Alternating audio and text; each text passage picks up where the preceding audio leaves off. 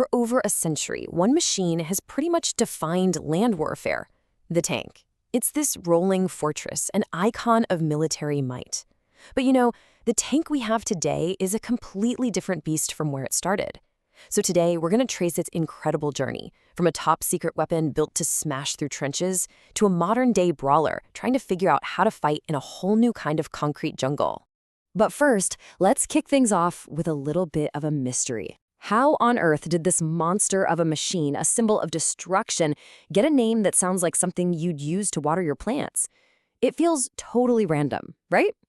Well, the answer is all about wartime secrecy. All right, so check this out. To throw German spies completely off the scent, the British committee developing these things needed a code name that was just boring.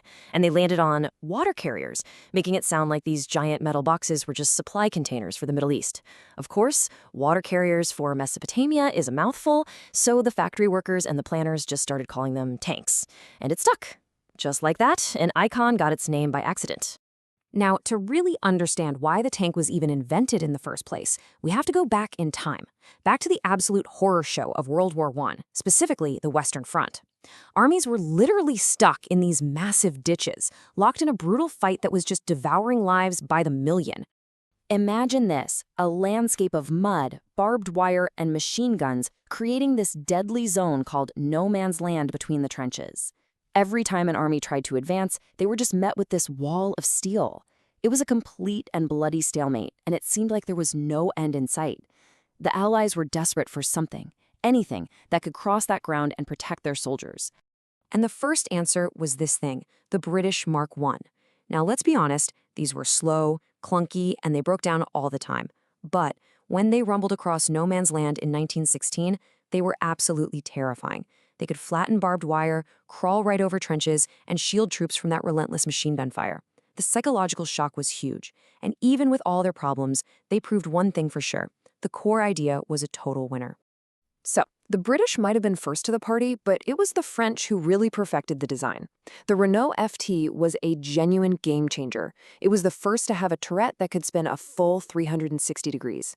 It put the main gun on top, the engine in the back, and the driver up front. And what's crazy is, that layout, it is still the basic template for pretty much every tank you see on the planet today. So that brilliant French design really set the stage for the tank's next big moment. After World War I, the tank started to evolve. It went from being this slow-moving helper for the infantry to something way, way more. People started to see its potential not just to break a line, but to dominate the entire battlefield with pure speed and power. And you can see that evolution happen so fast on this timeline. Between the wars, new ideas like blitzkrieg imagined tanks as the tip of the spear, punching deep into enemy territory. World War II turned that theory into terrifying reality. And all of this leads us to the Cold War and the birth of the main battle tank, the MBT. This was supposed to be the one tank to rule them all, a perfect balance of firepower, protection, and mobility for a massive, high-speed war in Europe. The whole design philosophy of the MBT boiled down to this perfect triangle of three things, all designed for a big open field fight. You needed a huge gun for long-range kills, you needed super thick armor on the front to take a punch, and you needed a powerful engine to just outrun and outmaneuver the other guy.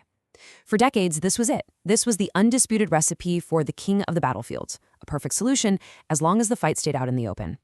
But what happens when the battlefield changes? What happens when those wide open fields are replaced by the narrow streets and concrete canyons of a modern city? All of a sudden, the king finds itself in a place where its crown doesn't mean much at all. And this quote right here from analyst Michael McCabe, he just nails it. The city itself, the urban environment, takes a tank's greatest strengths and turns them into its most dangerous weaknesses. Just think about it for a second. That heavy frontal armor, it's basically useless when an enemy can fire down at your thin roof armor from a high-rise window. That big, powerful, long-range gun, it's way too clumsy to swing around in a narrow alley. Every street can become a trap, a kill zone. And every single building is a perfect place for infantry to hide with a shoulder-fired rocket that can take out a multi-million-dollar machine. So, just like the tank was originally born to solve the nightmare of the trenches, this new urban nightmare demands a brand new solution. Military thinkers are starting to imagine a tank built from scratch. Not for open fields, but for the brutal, messy reality of fighting in a city. And this comparison here shows you just how radical a shift we're talking about. The priority isn't speed anymore. It's all about survivability, with thick armor on all sides. The engine isn't built like a race car's, it's built like a bulldozer's for raw power to just smash through obstacles. And that long cannon gets swapped for a shorter barrel, something much more useful in tight spaces. And the clever ideas don't stop there. Things like unmanned, remote-controlled turrets mean the crew can be safely tucked away deep inside the hull, or moving the whole engine to the front, which basically adds another huge slab of steel between the crew and whatever's coming at them. You'd have escape hatches on all sides so the crew can actually get out if they're hit. And maybe most important of all, integrated drones to give the commander that bird's-eye view they absolutely need to see ambushes before they happen. Yeah, and the higher power gets a total rethink too. Instead of just one big cannon, this thing would have a whole toolbox of weapons.